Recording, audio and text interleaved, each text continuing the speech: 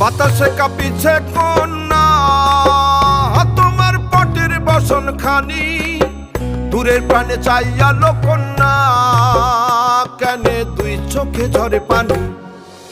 নয়া গাঙ্গের পারে গো বৃক্ষ, বৃক্ষের চিরল চিরল পাতা, কে তুমি সুন্দর কন্যা, তোমার মুখে নাই কেন কথা।